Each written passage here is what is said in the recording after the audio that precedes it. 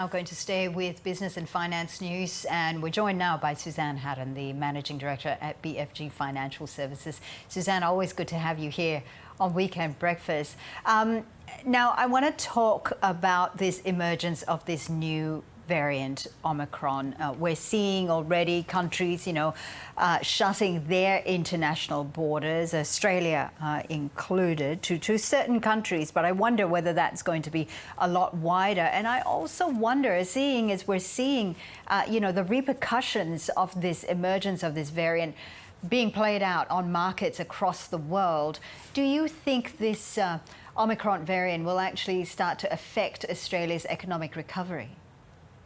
Well, initially it was stay calm and carry on, and that's the line the markets took. But as more information comes out, it's very much going to be about whether this is a milder virus in the sense of hospitalisations and sadly deaths. And as you say, if it leads to lockdowns, that absolutely will have a negative impact on what we thought was going to be quite a good bounce back from our most recent lockdowns. Speaking of that bounce back, the headlines, of course, this week on Australia's GDP had fallen by 1.9% in the September quarter. Now, this was better than expected. I do wonder, though, whether analysts had a dismal outlook going into the GDP numbers, or were there other elements that perhaps led to this surprising outcome? So what we saw is, as you say, a better than expected negative figure, and the Reserve Bank was still supportive of next calendar year to have a 5.5% growth. So that gave some confidence. The other element was we had significant tax-funded payer support, $26 billion. And what's happened is massive savings have resulted on a macro level. Individuals, about $220 billion is now saved, and for businesses, $140 billion. And so what we were expecting before the most recent variant was that savings would be spent to help support the recovery in the economy. Now we're concerned whether people will step back, be a little more cautious, and of course that will upset our Treasurer because he was very much looking at us as getting out and spending to support the economy. Indeed, he did say, the Treasurer, Josh Frydenberg, did speak of the unusually high saving rate that had been accumulated during the lockdown. What do you think can be done to entice people to go out and spend this hoard of savings?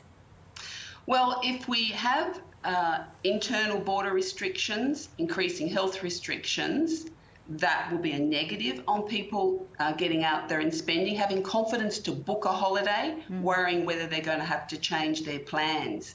The other thing is we still have a supply chain issue that for goods to be on the shelves.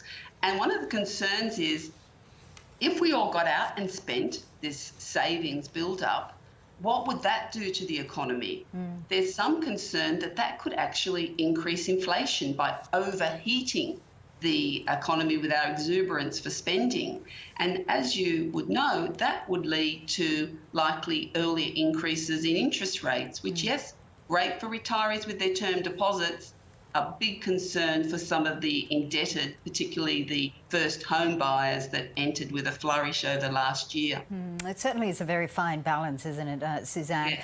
I want to turn our conversation now to superannuation, something that you're, of course, very much passionate about. And I want to point to this research by this non-profit group, Responsible Investment Association Australasia. Now, this survey was done by them, so of course we have to keep that in mind. And they found that super funds that invest responsibly are becoming increasingly profitable. Is there any justification to their finding?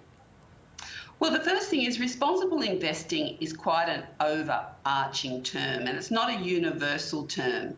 But in broad terms, it does mean that the funds, the super funds and the non-super funds, are embracing ESG, environmental social governance criteria from the United Nations. But it doesn't necessarily mean that your investment will earn more. Even in that report, a couple of the funds mentioned actually failed the Your Future, Your Super test for their returns, because you've got to also look at risk. However, ESG is mainstream. There's no doubt about it. We are seeing a plethora of funds come on with various labels.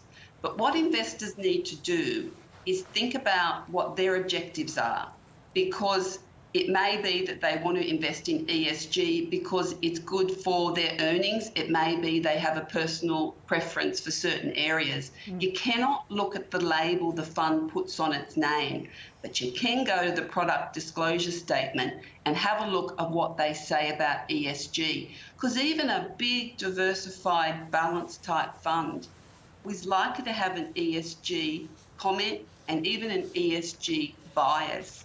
So you need to check it out. You certainly do. You need to really read that fine print. Suzanne, it's always wonderful to have you on Weekend Breakfast. Thank you so much for sharing your insights with us.